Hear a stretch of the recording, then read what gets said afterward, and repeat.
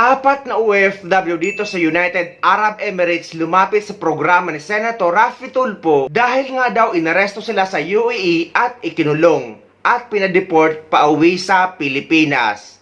Ayon naman dito sa video ay mga documented OFW sila na pumunta sa UAE dahil nga meron silang recruitment agency sa Pilipinas na Quistos Recruitment Agency. At meron din silang foreign recruiter or agency dito sa bansa kung nasaan ako na United Arab Emirates. Ang kwento nila ay nakapagtrabaho naman sila sa kanilang employer. Ngunit nagkaroon daw ng problema or baka hindi sila nagkasundo ng kanilang mga employer kaya kinancel sila. At naghihintay sila na mahanapan ng ibang employer. Ngunit dito nga sa United Arab Emirates ay 30 days lang ang grace period after na makancel ang visa nyo. Ngunit natapos na nga ang kanilang 30 days grace period at nakakapagtrabaho pa sila ng part-time. Ngunit bigla daw may nag-check sa kanilang agency dito sa UAE na mga UAE Immigration at UAE Police. Pero dahil nga paso na or tapos na ang kanilang grace period, isa na silang undocumented OFW. Kaya sila inaresto at kinulong at pinadeport sa Pilipinas. Magandang hapon po sa inyo, Ma'am Saudi, Ma'am Eileen, Ma'am Lani, and Jorime. Kwento po ninyo, Ma'am. Nung July 3 po, attorney, around 9 something, almost 10 o'clock, 9:30, 9:45 na umaga, meron po checking doon sa agency namin. Kami pong lahat nasa loob ng agency. Tapos, nag-antay lang po kami doon kasi binibinta po kami, nag-antay kami ng employer na magkaroon kami ng employer doon sa agency. Biglang may nag-checking po na immigration at police. Ako po, attorney, pagdating ko pa doon, may employer talaga ako. Opo. Almost a month, nagtrabaho po ako sa employer ko. Ngayon po nagkaroon po ako ng problema. Kinancel po ako ng amo ko February 22. Kinansela ang visa ko kasi hindi na ako nagpatuloy sa kanya nagtatrabaho. So ngayon, nag-stay po ako ng agency para mahanapan naman ng bagong employer. Hanggang hindi po ako nahanapan ng employer attorney, pero nagkaroon po ako ng part-time job, 5 days. Nakaroon po ako ng 5 days. Palipat-lipat kayo. Palipat-lipat na ibang amo. Okay. 5 days, 5 days po. Ito po, yung mga kasamaan po ninyo, sina Ma'am Eileen, Lani, at Jorime, ganun rin po ba yung mga naging experience ninyo? Yes. So, tapos ang nangyari dito, madam, nalaman ng immigration. Nalaman po. Nahuli kayo. Yes po. Surprise checking. Doon po talaga mismo sa loob ng agency.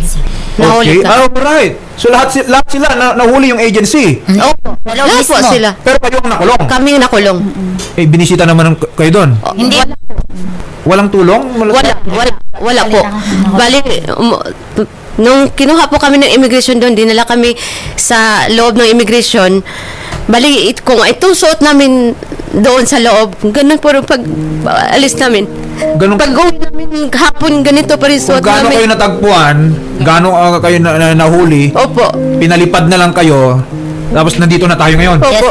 Doon po namin, sir, naranasan na wala kaming underwear. Wala kami under, but yung pagkain doon, hindi naman kayang Hindi kainin. kayang kainin na doon yung kasama namin, sir, na halos magpapatay sa harap namin dahil ang mga kasama namin, mga drug lord na babae, halos araw-araw nagsisigawan, nagpapatayin. Tapos yung pagkain na hindi namin kayang kainin, nasabi namin kahit magdildil na lang kami ng asin dito sa Pinas.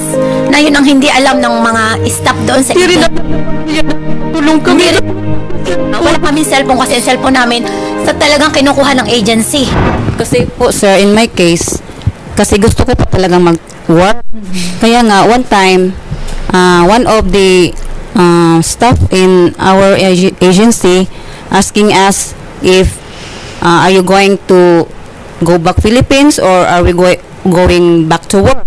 So, I say, yes, I'm going to work. So, that time, July 3, we are not expecting that the two police officer came to our agency that time.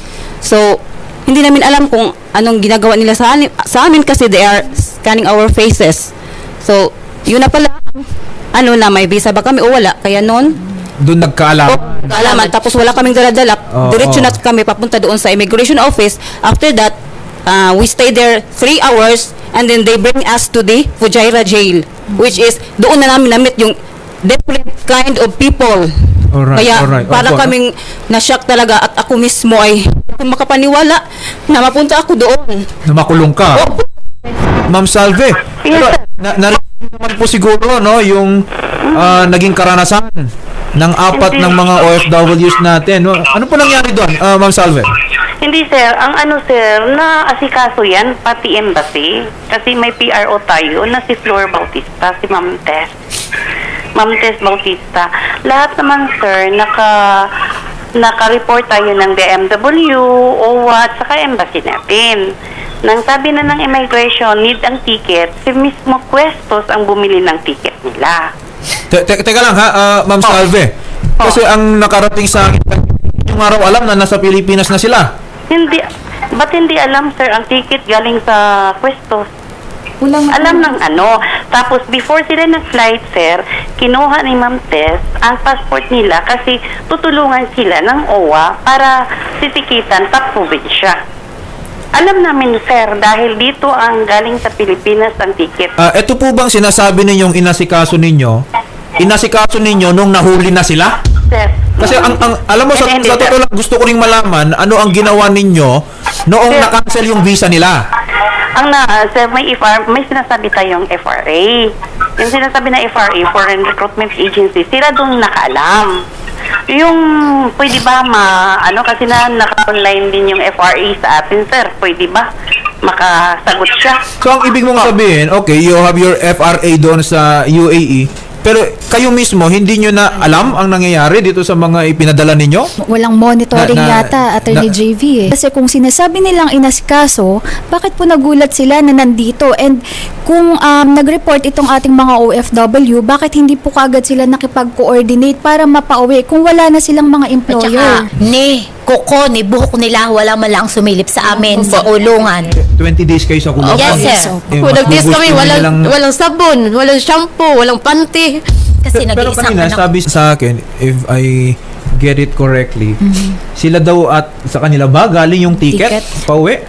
Hindi po namin, wala kasi sinabi sa amin nung lumabas kami ng immigration kasi immigration nagpalabas sa amin sa loob ng kulungan. Diniretso na lang po kami hinatid ng airport. Inaano na Wala kami sa sinabi police. sa amin na galing sa agency. Ang akala nga namin, ang ticket namin galing ng immigration. Magandang hapon po sa inyo, Ma'am Anna Marie. Ano po ang nangyari dyan sa UAE? Bakit sila ikinulong at it appears to us na parang pinabayaan pa sila? Sir, hindi ko po sasabing napabayaan sila, sir. Actually, sir, may patakaran ang UAE natin sa Fujerad. Hindi kami allowed na bumisita, sir. Ilang beses na kami nagpalo. Kasi ganito ang nangyari, sir. Nagka-overstay na. Ang case lang, sir, is overstay penalty. Alam din nila, sir, kung bakit. Pinaliwanag ko din sa kanila. Nung time na, sir, na yun, may labor checking, permit checking. So, nakita nila na may penalty ito. So, on the spot, as per UAE rules, kailangan silang ma-detain. Ang sabi sa amin, within a week, kailangan silang maanohan ng ticket. When nakausap ko si Miss Lani Evangelista, tinanong daw sila doon kung ano ang desisyon nila. Ang sabi nila ay uuwi. So, sabi ng immigration sa amin, bibilhan namin ng ticket for repatriation. Bakit parang wala silang narinig man lang sa inyo habang sila ay nasa kulungan? Sir, hindi nga kami allowed, sir. Only the embahada natin, sir, ang pwedeng maglawit si Ma'am Tess Bautista, yung in charge po doon sa OWA natin, sir, ang pwede. At ang alam ko, na-report ko na din kay Ma'am Tess ito. Hindi ho kami allowed as per UAE rules na kami. Okay, ang sinasabi po nila kanina, ma'am, at the time na na-cancel yung kanilang visa, they were aware na overstaying na sila doon sa UAE. Pero ang tanong ngayon is bakit parang pinayagan pa sila to overstay there? In fact, binigyan pa sila ng mga part-time work. Alam nila, sir, na may grace period lang at pag nagkaroon ng matapos ang grace period ay may penalty o overstay penalty. Ngayon, sir, yung part-time na yan, sir, hindi ako ang nagsabi. Sila ang nagsuggest sa akin na baka pwede. Pag overstay dyan, pag render ng work dyan with a cancelled visa, ay hindi legal. Tama? Sir, pag na-cancel ang visa, we have yung grace period, sir, para makahanap ng panibagong amo to check citizen status lang. Okay, pero kung ganun lang din naman pala na nasa grace period, bakit sila ikinulong? And you know, di ba? Yeah. You know, and also, alam din naman ng OFWs na lampas na rin dun sa period. Okay? So, everybody knows. Everybody knows. Hindi tayo pwede i-deny. Kasi kanina naman, tinanong ko sila, aminado rin naman sila. ang pinagtataka ko lang, everybody knows, the agency knows. Okay? So ngayon, huwag tayong maghugas kamay. Naman kami naghugas kamay, sir. Pinaliliwanag lang namin, sir. Alam naman nila na mali na tong ginagawa naming lahat. So dapat sama kami dito. Basically ganon. If you already know it to be illegal from the start, then edi kayo lahat may liability diyan, no? Pero at this point, no, kasi nangyari na rin naman. Okay? Kami naman po ang nagdusa, hindi naman sila. Yun na nga, no? Ma'am Ana Marie, no, may mga ibang concerns lang Yes, sila po. patungkol ata dun sa mga naiwang gamit o kaya yung mga entitlements nila. Ganito ha, ang gagawin natin dyan, no? Lahat ng mga claims nila, ililista namin after this. Then we will communicate them to you. Then please lang ha, point by point, we need your response dito sa kanilang mga claims dito. Okay? Magandang hapon po sa inyo, Attorney Kakdak. Nandito po yung apat nating mga OFW, si Ma'am Saudi Mangubat, Aileen Cerezo, Lani Evangelista at Jorime Ponteras, no? Kanina nabanggit kasi ng kanilang agency na na-coordinate daw nila sa DMW. Gusto lang po naming malaman, no? Nakarating po ba sa inyo yung naging sitwasyon nitong ating apat na OFWs? Hindi pa ho.